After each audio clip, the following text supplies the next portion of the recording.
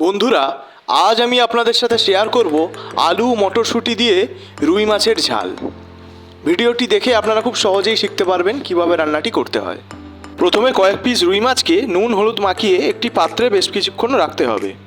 যেমনটা দেখতে পাচ্ছেন, একটি পাত্রে টমেটো, আদা, পেঁয়াজ বাটা একসাথে রাখা হয়েছে এবং অপর একটি পাত্রে কুচি কুচি করে কাটা টমেটো, বেগুন, পেঁয়াজ, লঙ্কা এবং মটরশুঁটি রাখা হয়েছে। সাথে রাখা হয়েছে টুকরো করে কাটা আলু।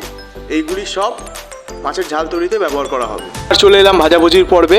প্রথমে একটি কড়াইতে কিছুটা তেল দিয়ে গরম করে নিতে হবে। এরপর মাছগুলি একে একে কড়াইতে দিয়ে ভেজে নিতে হবে। দেখতেই পাচ্ছেন মাছগুলোকে লাল লাল করে ভেজে নেওয়া হয়েছে।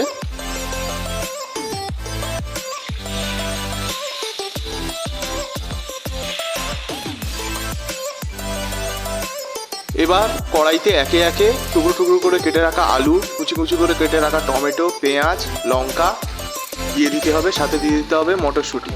এগুলোকে নিয়ে একসাথে ভেজে নিতে হবে।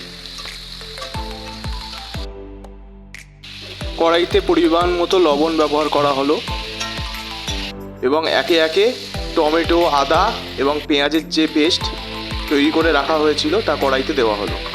এগুলি দিয়ে ভাজাভুজিগুলোকে আবার বেশ কিছুক্ষণের জন্য নাড়াচাড়া করে নেওয়া হবে।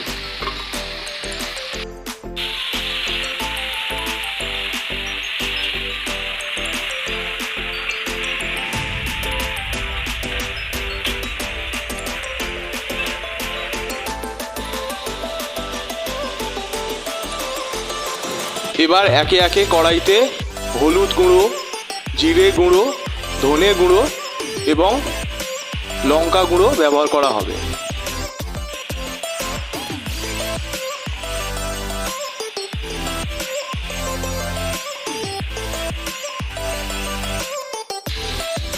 কড়াইতে একে একে মশলাপাতিগুলি দেওয়ার পর ভাজাভুজিগুলোকে বেশ কিছুক্ষণের জন্য আবার নাড়াচাড়া করে নিতে হবে। যেহেতু রান্নাটিতে কিছুটা পরিমাণ গ্রেভি থাকবে, তাই পরিমাণ মতো জল কড়াইতে ব্যবহার করতে হবে। এবার একটি পাত্র দিয়ে বেশ কিছুক্ষণের জন্য রান্নাটিকে চাপা দিয়ে দিতে হবে, যেহেতু রান্নাটি ভালোভাবে ফুটতে পারে। এবার আমরা লাল লাল করে ভেজে রাখা মাছগুলি একে একে কড়াইতে দেব।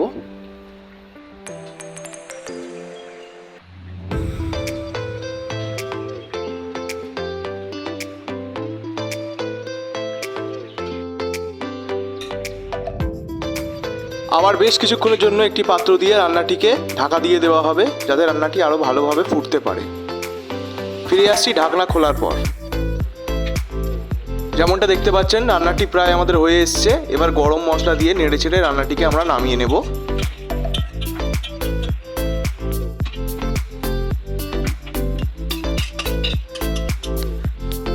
বন্ধুরা, ভিডিওটি ভালো লাগলে আপনারা লাইক, কমেন্ট, শেয়ার করে পাশে থাকবেন এবং চ্যানেলটিকে সাবস্ক্রাইব করে আমাদের উৎসাহ প্রদান করবেন, যাতে ভবিষ্যতে আমরা আরও ভালো ভালো ভিডিও আনতে পারি। ধন্যবাদ।